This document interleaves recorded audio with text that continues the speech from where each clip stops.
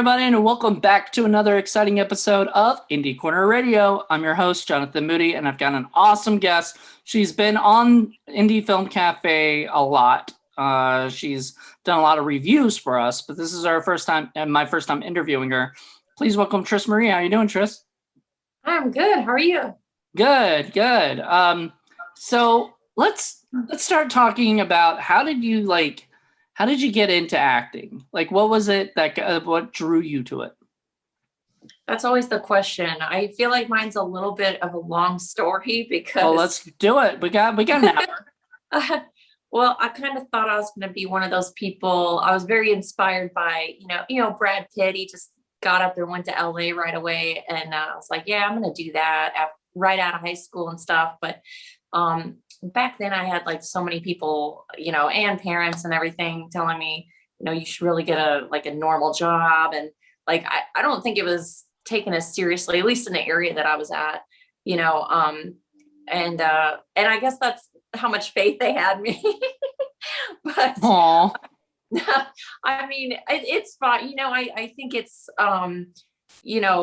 people hear a lot about the starving artist, and it's like, it's not sometimes it's not a very respectable or understood like career move, Mm-hmm. So it's misunderstood. So, I did it their way for a long time, and I was like, okay, I'll do the normal thing. And I did that normal life and stuff like that. And I did do a couple, like I was in a beauty pageant in high school. So I like dabbled in that. I Did you win? Some drama and stuff, but huh? Did you win the beauty pageant? No, because it was so funny because it's kind of so embarrassing. Like, I don't even show anybody the photos from it. Like, it was in the, I was in the paper and everything. Like, Tris is in Miss Teen of America, and but imagine having to be in a pageant in your most awkward years, like, because I had just qualified for it. So I had just turned 16, and like, that was my awkward looking phase. So I don't know how I got in, but so no, did not win. But it was a good experience to kind of, I think that was probably one of my first real, like, being on a stage with like hundreds of people, something like that, and really having to turn that on and turn off your fears and stuff like that. Cause I've been, honestly, like, in the past, I'm actually more of a shy person. So for me to be like this public person now has been years training.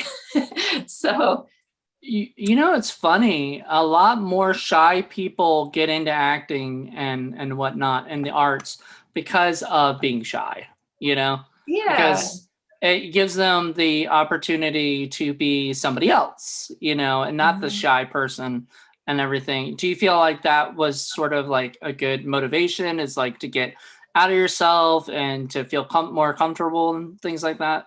Yeah. I mean, I love, it's such a, I think it's always what in my heart I've always wanted to do. And I just felt like, because people thought, well, you should do stuff that, is more secure money wise and stuff. And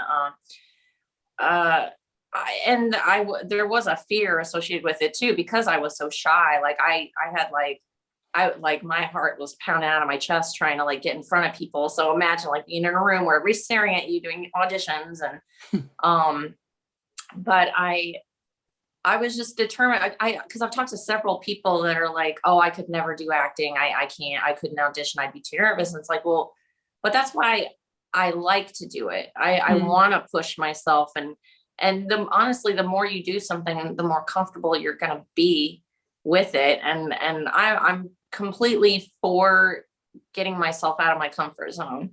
I like that, and it gets easier every time I do it. I'm so comfortable now, in front of a camera and auditions. It's a way of life now.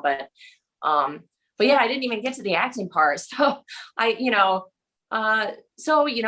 the acting thing for normal life for a long time. And then, like, I had this big life change thing happened, the huge breakup and everything.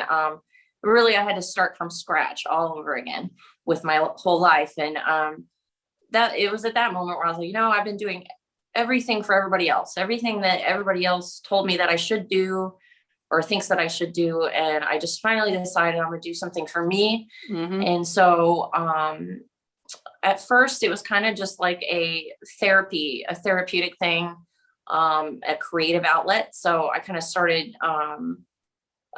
kind of getting my dreams out. I was having like these, dreams and wanting to get those out. And I did some photography. And then I had authors asking me if they could use my photos for their books. And so I kind of accidentally fell into the book cover market.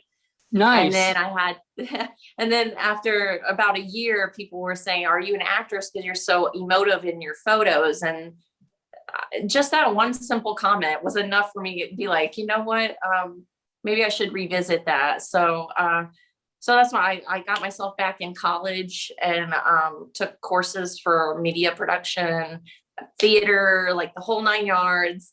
And I started doing some films. The film community just embraced me.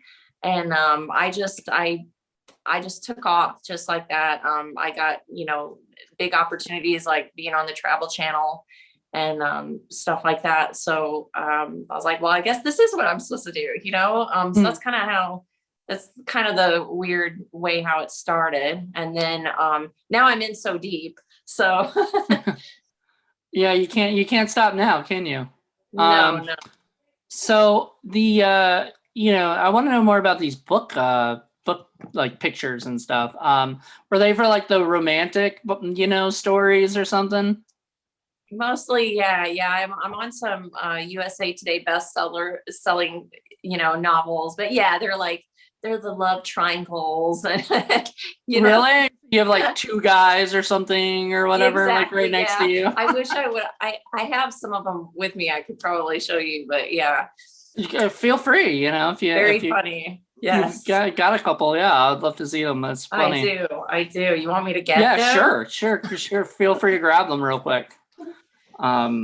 So for you guys on the podcast that can't see this, sorry, but go check out our YouTube video when this comes out so you guys can see the amazing artwork that we're about to check out. Yeah.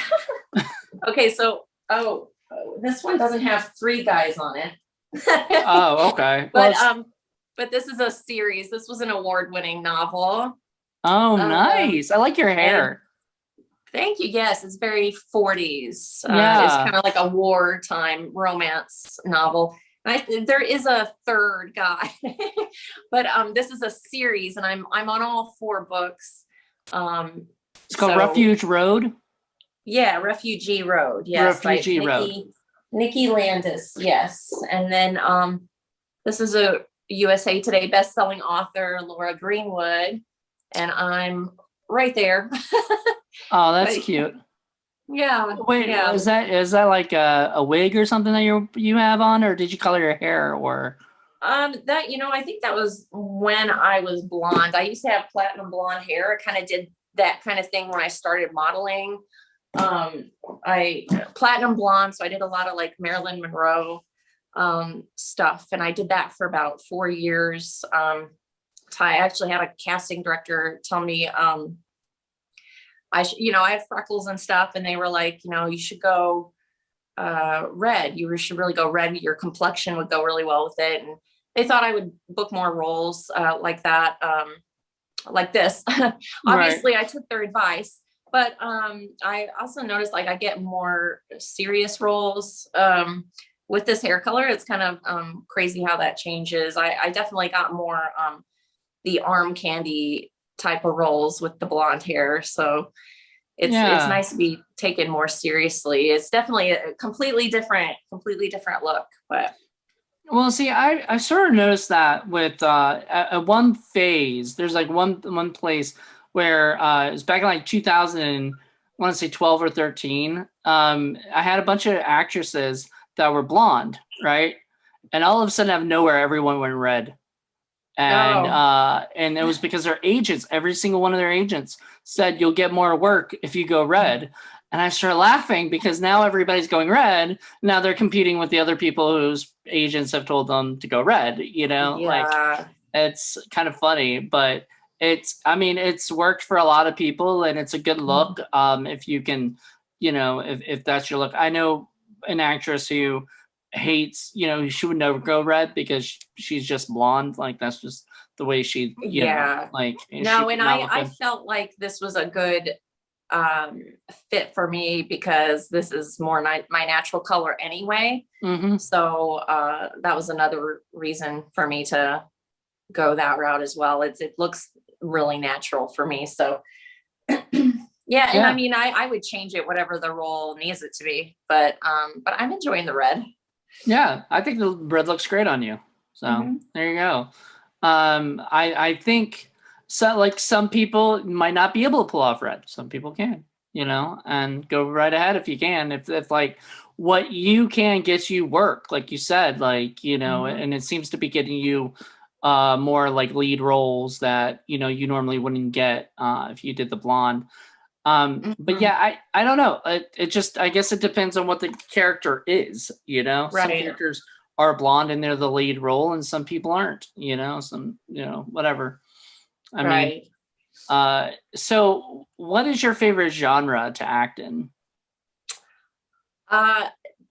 Horror, really. Really? I love, yeah. My favorite. That, yes. You're not just saying that because I'm a horror guy, right? Like, no, I'm really not. Like, I love it, and I love watching them in the cinema as I feel like they were meant to be watched because you have that surround sound, all your jump scares. You got to have surround sound for horror. You just have to. But I love it. And, like I can't even explain to you how much I love it.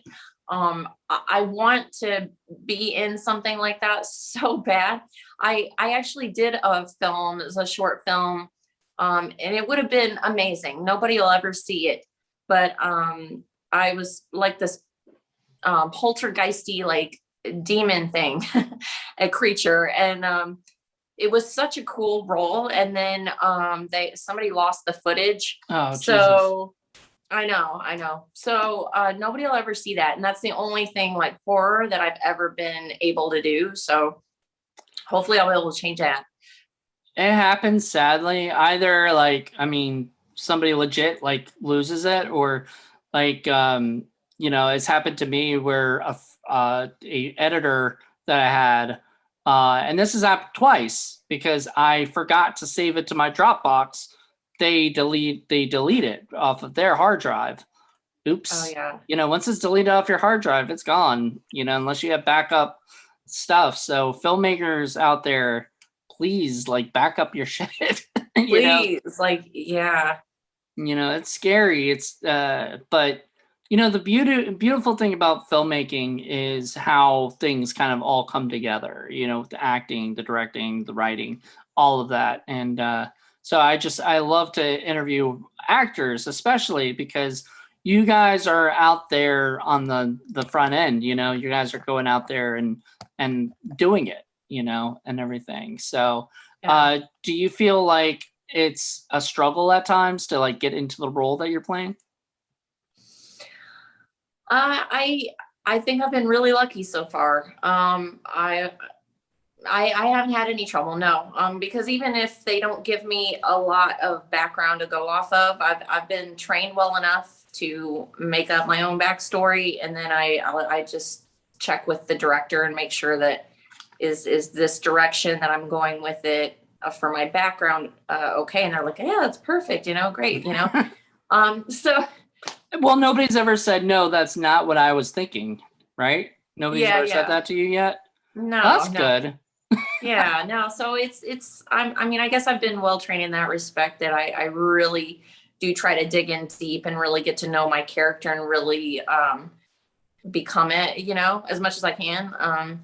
So yeah. And then so 2020 we didn't do a lot, and then I started TikTok just so I could have a still have some kind of way to express, you know. We're artists, we need to express. And I was not expecting my TikTok to take off like it did, but it's like it's a whole thing now. Like I hear this all the time. Like so many people, like all of a sudden out of nowhere, they go viral. Like, you know, and a lot of times they don't, I don't even know what really did it necessarily. It just kind of happened, you know, overnight. And that's wonderful. But TikTok to me is not, is fun, you know, it's enjoyable and it's art, you know, but I'm getting kind of annoyed now hearing that like TikTokers who aren't actual actors, they're just people who kids who do that are now getting like real roles, like getting offered lead roles in real films, like big films, because they have like 1 million followers on TikTok. And I mean, before and they can join SAG now. But I mean, and I totally get people's deal with that. I guess in my case, I'm actually kind of grateful that they're allowing influencers, because it benefits me as a actress that has been working for my butt off for several years to for them to offer that. It benefits me, but I guess I'm a good mix of being social media like popular and but also a well-trained actress. So if I did get to join or something like that, it's not like I'm just some influencer joining, you know. But what are your feelings on auditions?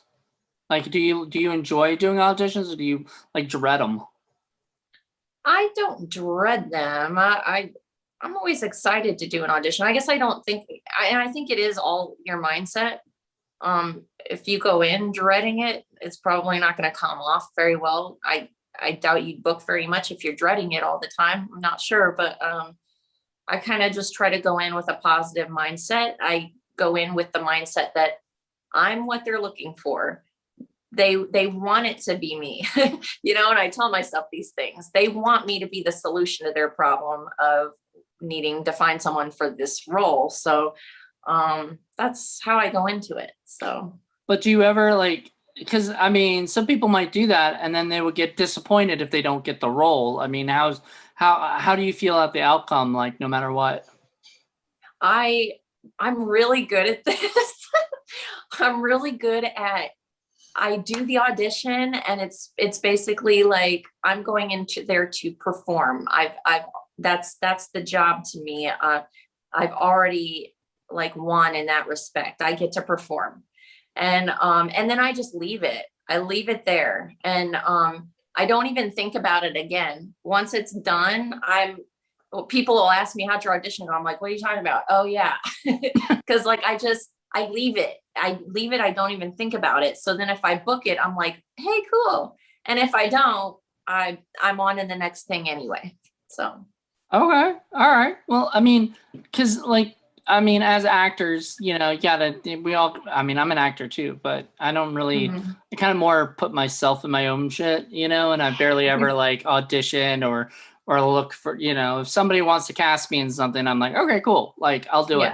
But I'm not like, I haven't been seeking work really. And I probably should at some point, but just haven't, you know, I've been too busy with my own, you know, my own life. Yeah. You know, so, but as an actor, I'm like, I don't like, I hate to say it, but I guess I'm at that phase in life right now that like, it'd be nice to book something, but it's not like the end of the world, you know? Yeah. And I feel like so many actors, they get mad, like, I'm not going to say who, but I had an actor who got really upset that, you know, that I promoted somebody else than her, you know, than her or whatever, because she knew that person was probably going to get a role over her, you know, and stuff. And it makes me kind of sad when I hear that, because it's, you know, it's not about that, you know, it's just, you know, like if you know, you know, if you have that mindset from the very beginning,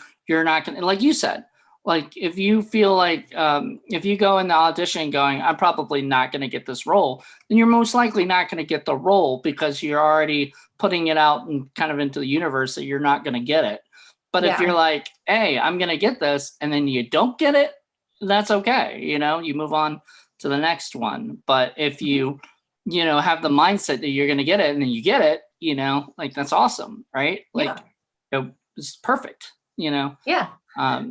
The other thing I always notice is that, you know, actors don't, and, you know, I'd love to hear your opinion on this, but actors tend to get upset when they get rejected and they don't really realize that, like, you know, they have other people auditioning and basically what the people are looking for is exactly that character, right? You may not be right for just that character, but you'll probably be right for another character, you know? Exactly. Yeah. So, I mean, you could give the best audition. They could have loved your audition and somebody else ends up getting it. I guess that's why it doesn't bother me as much as maybe other people get hung up on it. Cause I understand that. I know that they're going to, I don't know, maybe it's a confidence thing too. I don't know. Again, I think it's just mindset, but I'm like, I know they're going to love me. I know they're going to love me. Even if they don't book me, they might with their next project. You never know. They might be thinking, you know, she's not exactly what I need for this, but I could totally see her doing that, you know, and I'm just always thinking of that, you know. that's amazing. Yeah, that's completely 100% true. And you know, and what I've learned recently even is it's no matter what you're doing, it's about building relationships, right? Yeah. So, you know, if you audition, somebody says, "Hey, you know, Tris, I got a project for you. Can you audition for this?" You say, "Sure." So you go audition for it, and they go, "Oh man, you're great, but unfortunately not for this role." But then they see something in you, and they're like, "You know, I'm going to book you for something else. You know, I'm going to keep that girl in mind because she did a fantastic job on the last one." You know, right? Like, is that kind of how you feel? Yeah, exactly. Right. So there you go. I think more actors should kind of realize, like, you know, that not everything is like right now. You know, Yeah. you gotta plan ahead for future stuff too. Yeah. If people like you, like I get recommended. People talk about me, and people will talk about you. And I got recommended for a commercial. I don't even know who recommended me, but you know, they had contacted me directly and I had them contact my agency, but it's just stuff like that. So you never know who's talking about you and who liked you and likes how you are and how you did in the room. So yeah, that's what's most important to me. So let's talk about agencies real quick, because you know, like, when did you first feel like you needed to get an agent? Um, so I was booking well on my own, which is hard to do in the area I'm at, where I don't have film incentives here. So it was a challenge, but I was successfully booking on my own by myself, just from local casting calls, like Facebook groups and stuff like that, reputable ones. That's, you know, but I was doing a good job with that. I was already pretty well established. So, and agencies love that. Agencies love to see that she's a go-getter, you know, she's not just sitting back wanting somebody else to do everything for her. You know, she's working her butt off. They like that. So actually, when I approached the first agency, Magna Talent was my first agent, Oklahoma. And when I reached out to them, they had actually said they had already had their eye on me and they were already scouting me. So by the time I had approached them about it, they're like, yes, you know, you're good. So, so now it's my first one. And I have a couple in some different states at this point, and then I have management in LA. So, yeah, it's hard. It's hard work. It's wanting it. And what are you going to do to make that happen? How bad do you want it? So That's amazing. I love that. Like, And so they're like all your agencies will really help you out, right?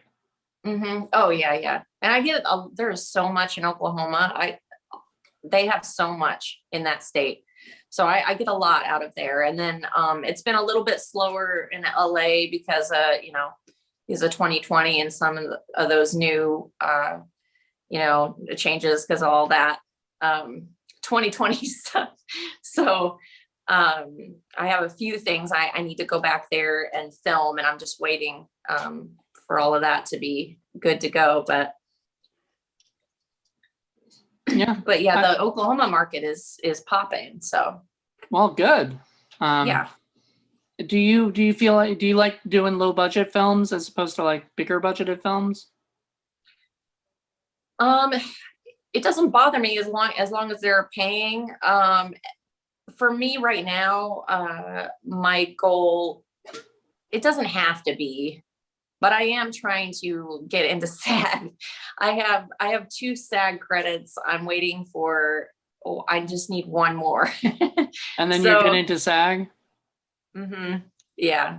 Are you, I mean, like, because that's a big decision right there, going into SAG, because then you're gonna have to like just stick with SAG projects and stuff. Right. And I have a lot of friends who are into SAG right now, and I love it. Like, I love that they're 100% for SAG, but the problem is, you're gonna have to turn down a lot of work because non-union happens a lot. Yeah.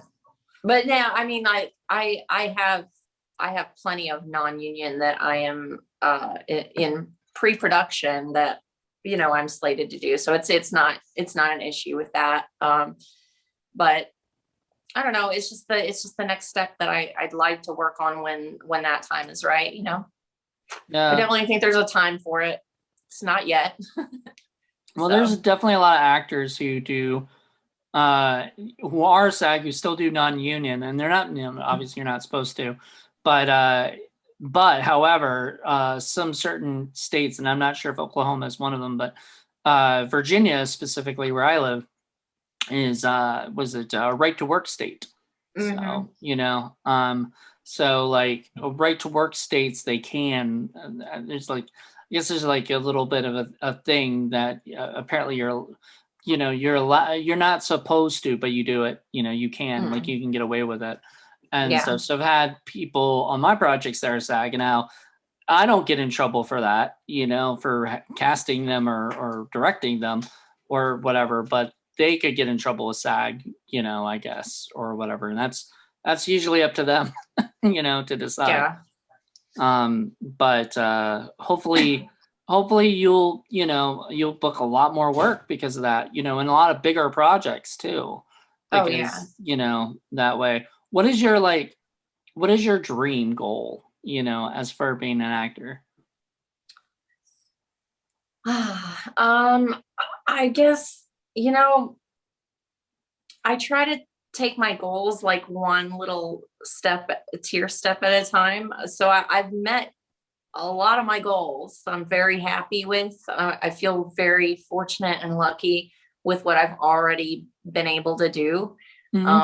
I feel super fulfilled with what I've already done. I definitely want to do more. And I guess, so I don't think in like some crazy grand, like one goal, but like I have on my mind, like I want a film that ends up on Netflix. A silly little thing. I want to be in a Blumhouse film, and little goals like that. And like I was saying, like, I mean, a goal would be SAG eventually, so little goals like that. And once I meet those, then I'll have new goals. But I try to get them attainable goals. And then once I meet those, whatever's next. Yeah.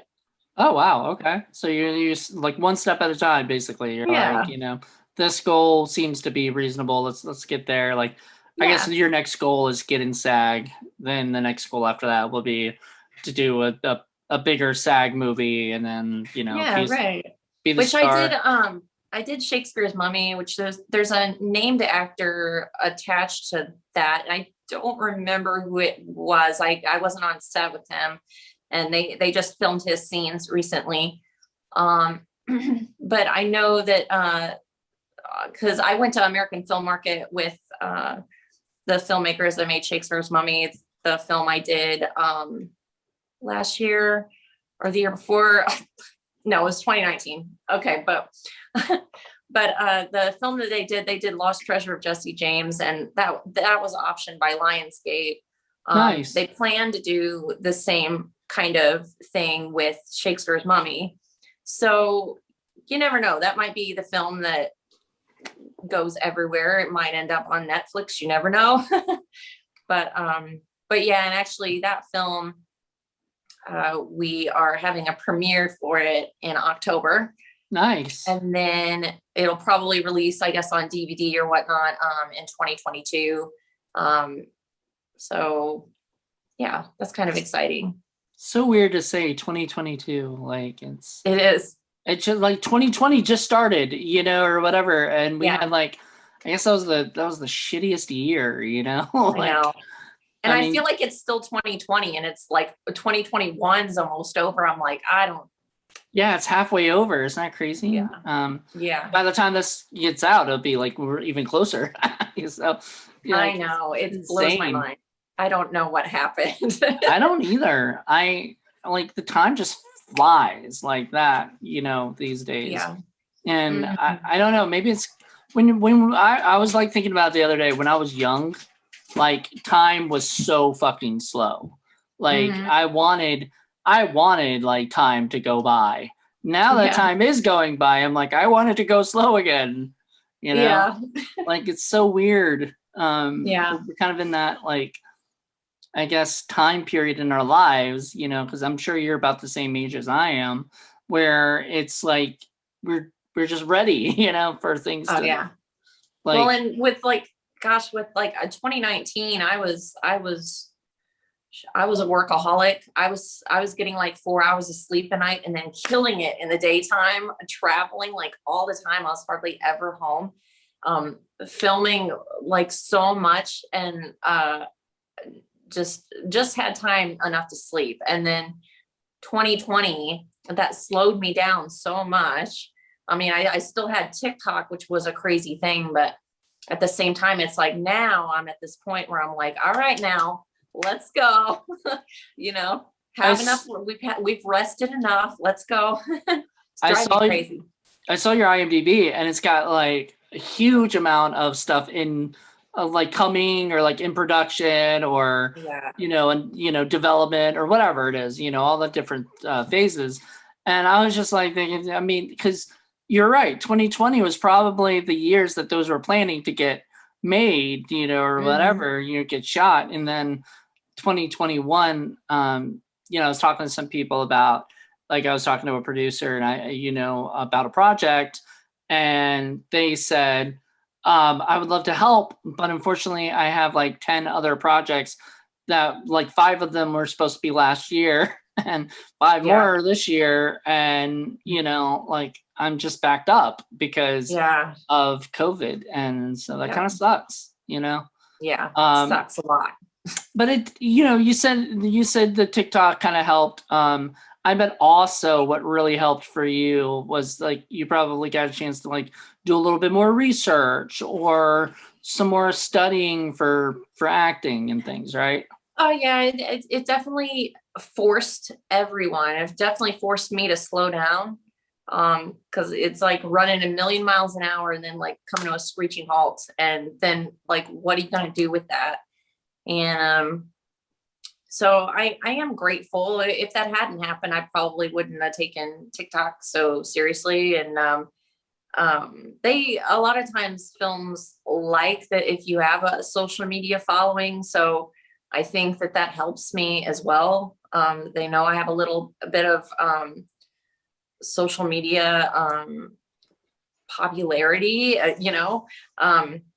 They love that to, you know, promote films and stuff. So I guess I have that going for me. And yeah, like I've actually had like casting producers and stuff like that find me on TikTok and it's just crazy. They'll contact me like, hey, I saw you on TikTok and I really like your stuff and stuff like that. It's just another avenue that I didn't have before, and I probably wouldn't have been able to utilize as much if I hadn't had that time. We have a TikTok for Indie Film Cafe, plug for our TikTok there. But I was putting up a clip, right, for Shark Attack Sundays, and it's like got it's our opening, or whatever, and it's got a bunch of shark attacks or whatever, and it's really cheesy and silly. And then it went under review, and I was like, oh nope, I deleted it as quickly as I could, because I was like, apparently I looked at the community guidelines and everything, and violence is one of the things that, and I'm like, oh man, because that would be so much fun to do, like horror stuff, and they can't allow that, on TikTok. And I get it, like, because anybody can, there's no, like, I don't think there's much privacy for TikTok, right? Like, you can't have a private TikTok. Everything's kind of public, Yeah, that kind of defeat the purpose if it was private. Right. Nobody would see it. Right. Unless you're following the person, and nobody's just going to follow some random person that's private, Right. Yeah. So, like, it would defeat the purpose. So I get it. So that meant that, like, kids, and other things could watch it. So, so I get what they're trying to do, but I'm just like, that sucks. Now I've got to be careful what I post in there, because people get banned all the time for different stuff. I've noticed that, and it's a little scary, Oh, it is scary. Like I'm so like clean with my page, because I'm scared of that too, and I'm so careful. But it was like the day before my birthday. I had been live for like not even 10 minutes, and like I got that ban notification from live until like October or something like that. I was like, oh my God, what did I didn't do anything. I was like freaking out. And what was it? What was it for? Do you know? I don't know. But the thing is that if somebody doesn't like you or something like that, they could report you for anything. And then you just have to, request them to review it. And so they can, because I got my account back, but I was like, please don't do this to me on my birthday. Oh, man, yeah. I was like, I didn't do anything. I'm like, I'm the nicest person. Please, like, please. I emailed them. I was like so upset. And but they restored it like that same day. Okay. They were like, yes, we find that this was a mistake or whatever. And so I was like, oh my God, like, don't do that. No, I get it. It's scary. Right. Like, you just don't know what's going on. Like, DoorDash does that too. If somebody reports somebody, even if they did like the best job, if somebody just didn't like you when you came up to deliver their food, they can report you. One report gets you like basically banned from DoorDash. So that's what I heard. I thankfully that's never happened to me. But I mean, it's scary that, like, you can get. It's a good system, and I mean, it would be a good system if people didn't abuse that, right? Like, if people are going to abuse it. If somebody really did feel unsafe, now it was just the same thing as TikTok, where somebody could, like, argue against it or whatever, and maybe get kind of reinstated. But you're basically fired for whatever. So I know of a person who got banned. I don't know if it's DoorDash. I think it was DoorDash, but they got banned from it because the person was mad at them for whatever, and they didn't even, the way they described it, they didn't seem to do anything wrong. So I don't know the whole story. I didn't hear from the other person's perspective, but that person didn't seem to like them, that thought they had an attitude or whatever, and put one bad report on them and they got banned, and then they could appeal it, but they were just like, nope, I'm done. Like, I'll just go somewhere else.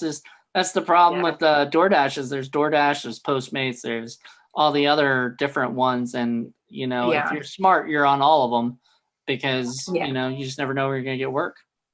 Yeah, I'm so deep with TikTok. I'm just like, that's that's my that's my thing. So it's like, I don't know. I couldn't let somebody to take that away from me. It's unfortunate, but Are you getting sponsored yet for TikTok? yes, and yeah, I'm in the creator fund, so I get money from that, and then I get money from lives, and then I'm in the creator marketplace, and then brands can contact you, which I have brands contact me all the time, there and Instagram as well, because I get so many from TikTok find my Instagram, so I get contacted there as well. Oh, nice. It's a lot. Like I wish I had like a social media manager to like sort through all of that. Someday I will, but yeah, we actually, for our company, we just got a social media manager for our stuff, and we love working with her. But it's only because, like, I mean, even just posting every day, you know, like takes away from doing something else or whatever. Exactly. And so it's really so much work. People don't realize how much work it is. It's like, I'm not just goofing off. It's a lot. And people are like, you know, they get mad because like we don't have a huge following, you know, or anything and everything. And like, you know, why are you even wasting your time? And I'm like, well, I mean, because I enjoy it. You know, if I didn't enjoy this at all, like I thought this was, you know, doing these interviews and doing all these things were not something I was enjoying, I would go do something else, you know, because this is, you know, this is what I'm passionate about, you know, and everything. And that's how you got to be. And that's how you are with TikTok, I can tell, and acting, you know, and everything. Do you feel like TikTok will help your acting career too? Like people see you on TikTok and you know, cast you for their film because of that? Yeah, I do. I think it's kind of our day and age. Like, and there's a lot of fellow actors that I know on TikTok that have gotten roles because of their TikTok following as well. They're really good actors, you know, but they see us on TikTok and they're like, yeah, they're good, you know, and so I think it's great. I think it makes a casting job really easy because they have a lot of material to, you know, kind of see from us on that platform. And so yeah, I do think it's definitely a benefit. It shot my star meter up because I was on the news, like everywhere. I was on Fox News, New York Times, did a story on me. Like I was everywhere. And, on your TikTok or on what? Like actually everywhere. Like, nice. Yeah. Daily Mail, The Sun. I can't tell you how many news sources. Like I did an interview with the Daily Mail, and then everybody else picked up on the story. So nice. Yeah. So that skyrocketed my IMDb, and so yeah, I don't think it hurts at all. So, wow. So that's really cool because like a lot of people are sort of really into their you know, star meter, you know, and everything.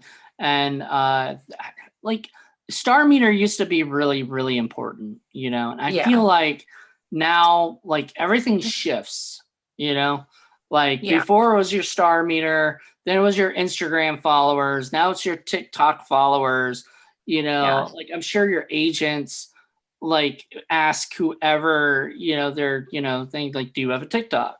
No. Well, start getting a TikTok, you know, like, because this is what is kind of, this is the way things are shifting. However, understand that at some point TikTok's not going to be the thing and it's going to be something else. And you're going to have to like adjust to that. And I feel like also a lot of actors don't do that. They don't. Yeah.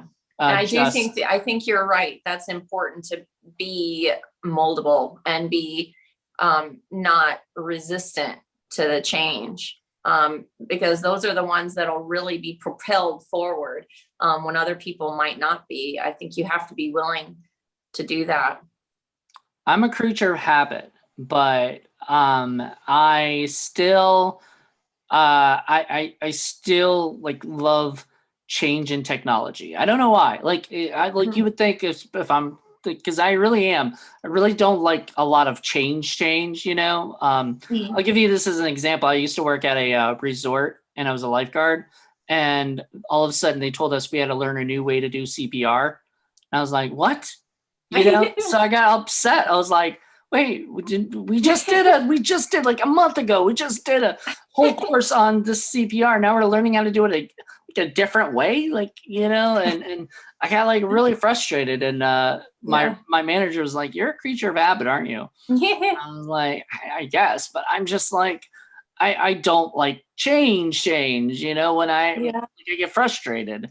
But when it comes but eventually you learn, and then you realize, you know what, that wasn't so bad. Like that's me too. Like if you think I knew what I was doing when I first joined TikTok, I sure did not.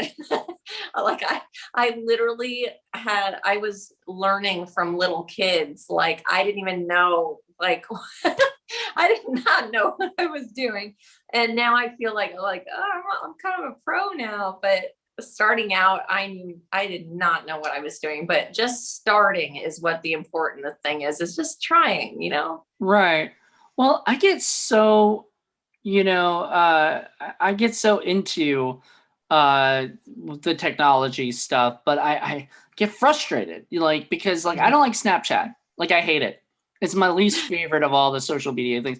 I'm like, I don't like, other than people just, you know, sending like naked pictures of themselves that'll be deleted in like, you know, a day. You know what I mean? Like that's the only thing. Like I don't understand why people want to see a picture for, like, you know, you can save pictures, I guess, but like most of the time it's just there for like that day and then it's gone, right? Like I don't like stories. I don't like Insta stories because they're gone. Like I like things that last longer, you know, or whatever, you know, YouTube videos, you know, I love that because I can go back and rewatch those things. But then again, as a kid, I've watched movies, and then I'd watch like movies over and over and over again, you know? So like I've always kind of had that thing where I like to go back and rewatch or go back and look at my old pictures or whatever. I just don't like, I just never liked Snapchat, and I don't see that being something that like will propel me as a social media person. TikTok stays as long as it doesn't get banned or whatever, it doesn't get in trouble. But TikTok stays, and you can rewatch all, you know, some people have like thousands of TikTok videos, and you can just go through all of them and you know, waste your whole day just looking at them. It's fun to me. I like it. You know, I enjoy that stuff. It's kind of crazy too how you can watch this app with 30-second videos, and you can end up being on it for like hours, all night. Like how? It's crazy. I know, right? You can be on it for hours and you don't even realize it. You're like, oh shit, I gotta go do something. You know? Right? Like, so you were talking about like how you don't like Snapchat. I think it's funny because like that's probably why I have probably almost 3,000. I'm not kidding, of like photos and stuff like in my camera roll on my phone, because like I'll screenshot stuff. I'll like I like to keep stuff too, but I still use that stuff. But and then Instagram stories, you can save that in your highlights, so you can save it for longer. True. That's true. I don't know. I don't play around with those as much as I should. And I'm learning, because it's so funny. We've had social media since like 2004 or 3, something like that, you know, when MySpace started. And remember Hot or Not? Do you remember that? Like, no, what is that? So that's how Facebook started, by the way. You know, is if you watch the movie Social Network with you know, I don't know if you've ever seen that or not, but they were like looking at Mark Zuckerberg was looking at Hot or Not, and they were like, because the whole idea of Hot or Not was, and I remember this, I was part of it, and it's kind of a fucked up thing. That's why they got rid of it. But it was literally, you post a picture and people could vote if you were hot or if you were not. Yikes. So nowadays in 2021, that would not fly whatsoever. No. But that was what, you did. I actually met somebody off of Hot or Not. I didn't even know. Like if you matched with them, you could Wow. actually message, if you both thought you were It's hot. like a dating app. It wasn't. That was the thing. It wasn't a dating app. It was literally just a way to kind of show that people were whatever, but you could message the person. And so I became friends with people because of that or whatever. It was interesting. Crazy. Then MySpace came along, right?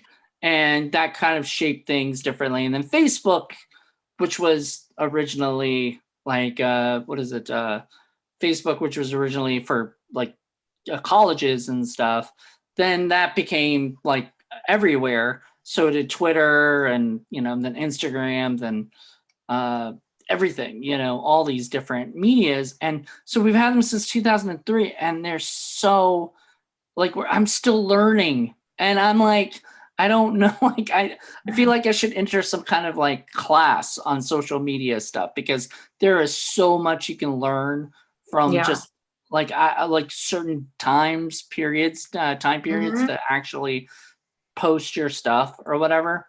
Yeah. And sometimes I don't even know how to do that. Like still, I'll be surprised if I post something at 9:00 at night and it does better than like noon, or whatever. Yeah. And I'll be like, why did that post do better than that one? When, that one's probably something I liked better, but that one got the most engagement. So yeah, timing is important. Yeah. And I don't know, people know how to do that. I mean, have you learned that kind of stuff? Like if you learn which days to post your TikTok? I basically, yep. I go live about the same time every day. I post between certain times. And if I'm outside of that, then I don't post it. Like I definitely play by those rules. It's something I've had to figure out. Okay. So you had to figure it out. You didn't learn it from something else, right? You weren't like, no, I learned it from trial and error. Trial and error. That's good. Yeah. So I guess what time do you normally do your live videos? Usually around 7 a.m. Between 7 and 9:30. I don't really usually go live later than 9:30 a.m. because nobody will be there. Basically, if I go live that late, I don't expect many people to be there. And then evenings. What time do you get up? Huh? What time do you get up? Well, sometimes I get up at 5 a.m. Wow. Yeah, and sometimes and if I have a shoot or something that day, I'll get up even earlier just to make sure I can still do my TikTok. Wow. So, yeah. See, that's dedication right there and everything. That's how you got to be. Because, I mean, you're out there kicking ass and letting people know, you know what I mean? Like out there doing that when other people are probably like me, I get up at 9, and the day is probably already like, halfway over, but, in a way. But then again, I'm also reaching out, like I'm up to like 2:00 in the morning and I'm reaching people from like England, or whatever. Yeah, that's amazing. So it's like, you know what I mean? So like you still, you can still reach an audience. You just can't, you're just not going to be reaching like people like at 2 a.m. All my East Coast people are asleep and the West Coast people some of them might be already asleep and some people might already, whatever. So you just got to kind of figure it out. But you're right. Yeah, exactly. Trial and error, Yeah. That's what it takes. But yeah, I'm still doing research too. Like there are YouTube videos about like how to get better engagements and how to find like there is so much. I could probably literally talk all day about that. And again, it's like things that I've learned, just some trial and error and some I've learned from other people that I found does work. Some things that people say claiming that they work don't work, and you figure out that kind of stuff. But I've definitely learned enough to, like, I can basically make any video pop at this point. Especially lately, I haven't had any bad ones. Like, most of them go viral in some aspects. So That's good. That's good. yeah. How many videos do you put out daily? So the first few months I started TikTok, maybe in the first 6 months that I had started, I was actually posting like 9 videos a day, believe it or not. Just pure fun, and also figuring out what was going to pop in the first place, figuring out what your niche is. So, and that was like every day. It was 2020. So, so I had time. You have time. Yeah. What is your niche? What is my niche? Well, I mean, what did that? Your light just went. You don't have a ghost there, do you? Gosh, I hope not. I hope not. That's creepy. I was like, what just happened? What was I even talking about? Your niche, you know. Oh, yeah. So I'm on there as an actress. I do acting TikToks. I do, like, I am occasionally funny, stuff like that. Cute. Yeah, I try. There we go.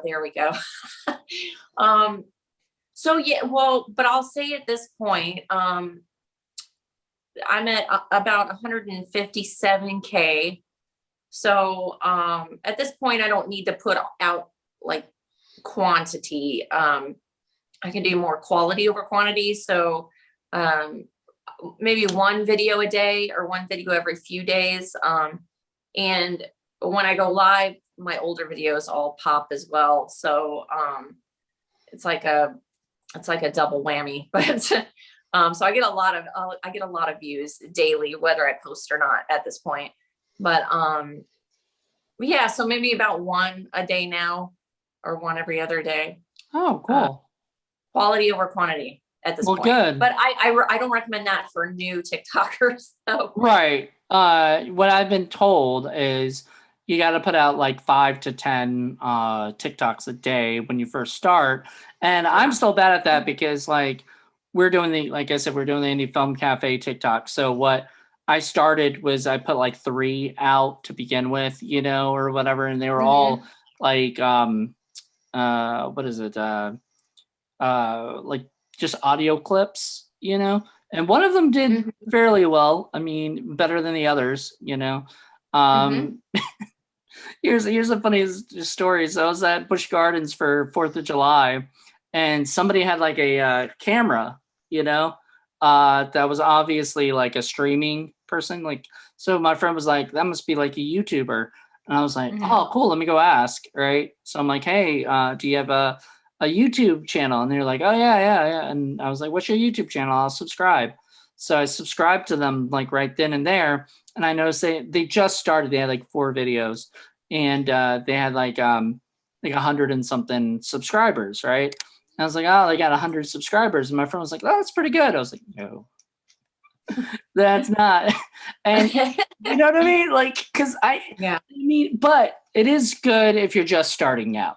Like, I'm not going to knock people who have like only 100 and something subscribers that just started out. But like, I mean, we have like 200 and something right now, which still is not that good. We need a lot more, because my brother pointed this out to me when I was telling him how many I had. And we're like, wow, that sucks when you think about the world.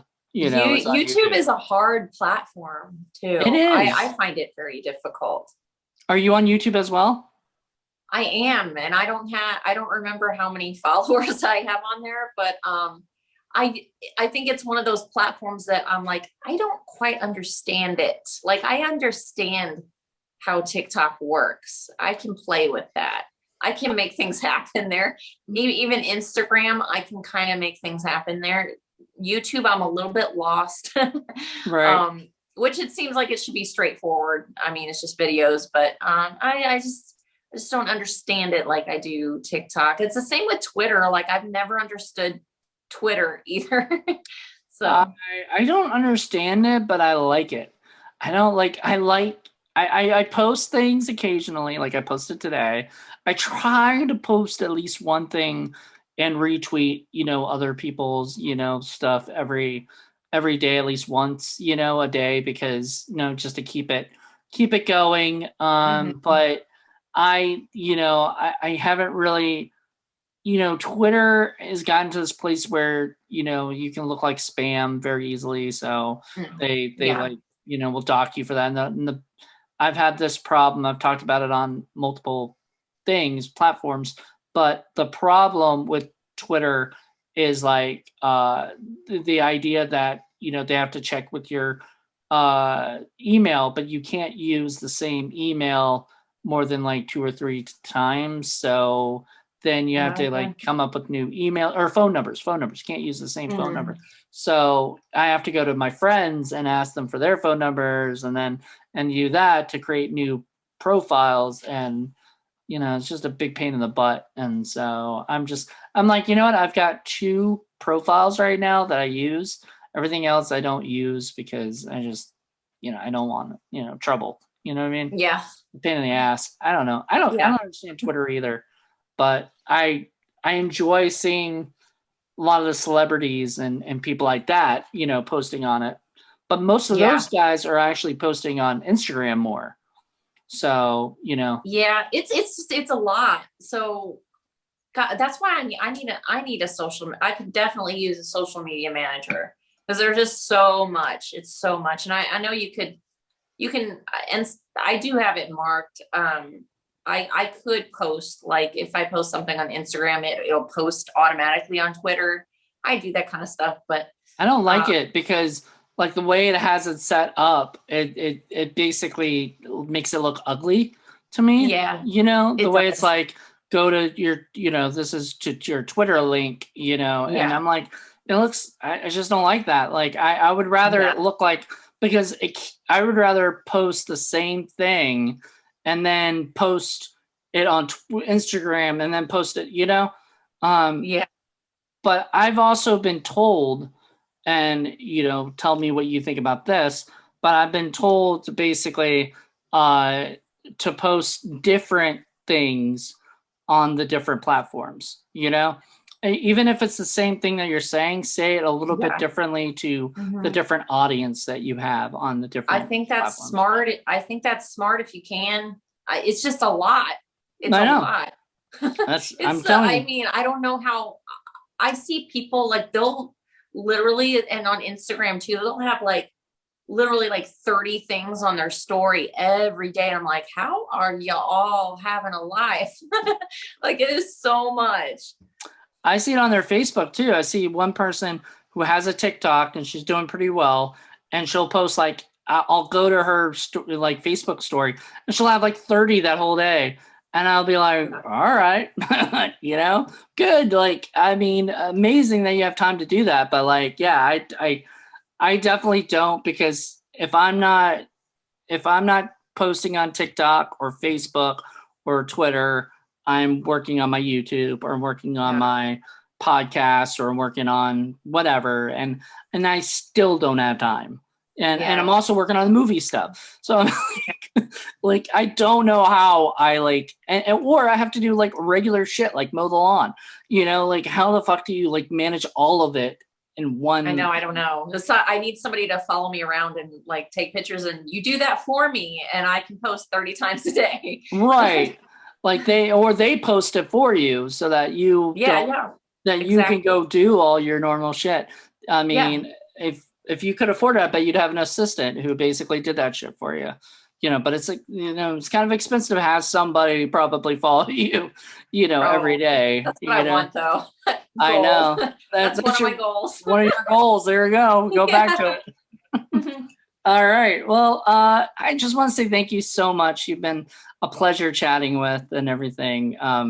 What have you been up to lately? I know, I guess kind of talked about a lot of your TikTok and stuff, and your and the fact that 2020 kind of got a hit, so now you're doing a lot more stuff in 2021. probably, right? Yeah. So you said Yes, you had things are starting to get funding now and moving with, COVID guidelines and things like that. I got vaccinated just to, help move things along. Just right. like put me to work, we're ready to go. But I'll be fully vaxxed July 15th. So nice. yeah. And mainly that was the main reason.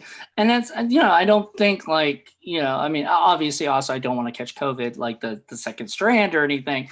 But No. the main reason is because, I feel like I'm going to lose a lot of jobs, acting wise or directing wise or whatever.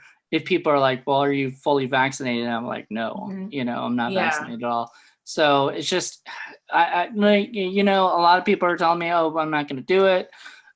The CD, the FDA hasn't approved, blah, blah, blah, all this stuff. And look, I get it, but like, I just don't want people complaining when they can't get work, because exactly. of that was my thing too. I'm just like, I mean, I want to get back to work. And if that helps me get back to work quicker, then that's what I'm going to do, 2020 helped with a lot of my podcasting because of Zoom. Like, I mean, we had you last year on Zoom, and that would not have happened. I wouldn't be doing half the shows and stuff that I'm doing had it not been for Zoom. So, I mean, thank God that happened. And a lot of auditions too, or they're doing a lot of video auditions and Zoom auditions and stuff like that. And that's something they weren't doing as much of before 2020. So exactly. It's crazy, and because everybody would say Skype. Now it's Zoom, Yeah. I'm watching Catfish and they have Zoom. And I'm like, this is such a strange world that we're living in right now, Yeah. like, but soon, I mean, Virginia is fully like, good, like you don't have to wear a mask anywhere if you don't want to, even if you're not fully vaccinated, because, that's your choice or whatever. I mean? And California, I think, has finally gotten to that place, but film sets are still, they want to keep everything still COVID centered and everything. Right. And I like that. Just, if you're non-union, some people can get away with doing that, I guess, not doing that, but that's everybody's choice of what they feel like, needs to be done. But thank you so much. You said you had a movie that's premiering in October? Yes, Shakespeare's Mummy. So we're very excited about that. We filmed it in 2019, and then they brought a named actor into the film. I don't remember who. And because for a long time that was a hush hush thing. So I can't recall, but I know it's going to premiere at Columbia, Missouri in October. Over a 3-day time period, and then it'll be released in 2022. So I'm super excited for that because we've been waiting so long, and so that's kind of my next thing that I'm gearing up to do, red carpet stuff. So is that a mummy movie? Shakespeare's Mummy. Yeah, there are. It's a family film. I'm the comedic relief. People ask me, okay, what did you do in the film? I made out in every scene. So, but it is a family film. It's really fun. It's a family film, but I made out with everybody in that. I know. I feel so awkward for presenting it like that. But it's not like, it's not, you'll understand if you see it. It's not dirty. It's just fun. Yeah. Right? Yeah. No, it's meant to be funny. It's, okay. Yeah. And it is definitely that. So I'm excited to see that. When it's released, we should talk again. And definitely. 2022, and yeah, I'll have more info and where that's going to be released at, and that'll be cool. That'll be great. I'd love to have you back. Chat Yeah, about that stuff, and hopefully it'll be out on like Amazon and all those other, I'm sure it will be. Yeah, VOD places. Oh yeah. Like I said, I know they'll be working on Lionsgate. I don't know if they will or not, but I know that they are working so hard. They go to American Film Market every year. This group of filmmakers I work with in Columbia, and yeah, you know Ben Kaplan. Yeah, I know Ben. Yeah. So I know him because I worked with his people in Columbia. He's from Columbia and moved to LA, but that's those kind of filmmakers. That's awesome. Yeah, super serious. They're I didn't even know. Yeah, I didn't know you knew him. That's awesome. Yeah, he's a great guy. He is. I'm correct. I met him at in LA. Because he was hanging out with the like Sarah French and those guys, and we met, and so we were just like hanging out at the Beetle House or whatever it's called. I'm so jealous. I wanted to go there when I was there, and we didn't get to go. I think I was actually with Ben around that time. I don't know if it wasn't open or what. Oh, when was that? Because it was tail end of 2019. Okay.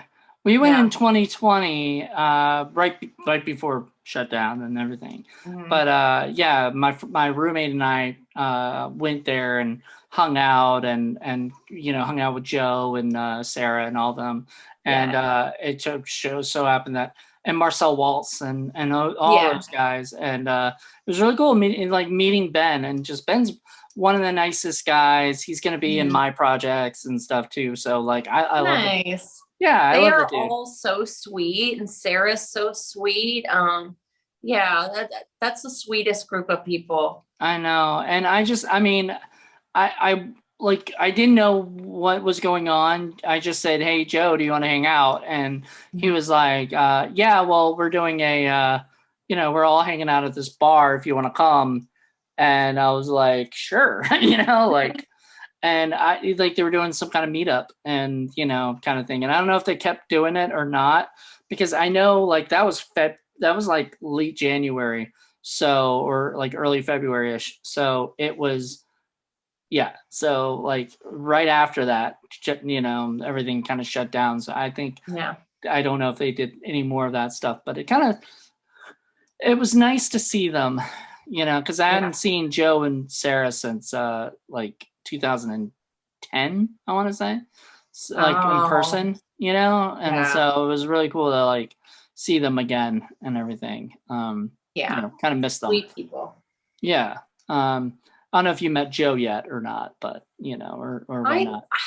I can't remember if he was because I went to Marcel's house to watch Blind, so I had watched it before he had released it, and so that was cool. So I met quite a few of them that night. I had already knew Ben, but they're all really sweet. Well, great. Well, you're really sweet too, so you fit in really well with them. Well, thank you so much. How can people reach you? What's your TikTok handle and stuff? And TikTok is The Real Tris Marie. Okay. And what's your Instagram? Same thing or? It's actually Tris.Marie. Okay. It's kind of cool. I like that, but sometimes I feel like you have to be the same handle for everything or something, because otherwise it confuses people. But I know. Well, and see my Twitch I made after TikTok blew up. So my Twitch is the same as my TikTok. So I do like that uniformity. I do think I agree that I think that is really important. Instagram, I've had so many years and never really took it seriously. So that's just whatever. Well, that's funny. I love that. That was what we were talking about. How, we've had this shit for so long, and we're now just realizing, I feel maybe for years people have been realizing this, but I just started realizing, I started getting into this, back into social media more, Mhm. because this is the way of the future. This is where things are going. And if people as actors are like, oh, I don't understand it, so I'm not gonna do it, Yeah. they're gonna lose out on Mhm. roles and other things because they're not taking this seriously. So as actors, if you're listening, actors, seriously, take this seriously. Mhm. So thank you so much. Well, I can't wait to have you back on, and if you can stick around, and I'll chat with you afterwards. But everybody else, hope you guys enjoyed it.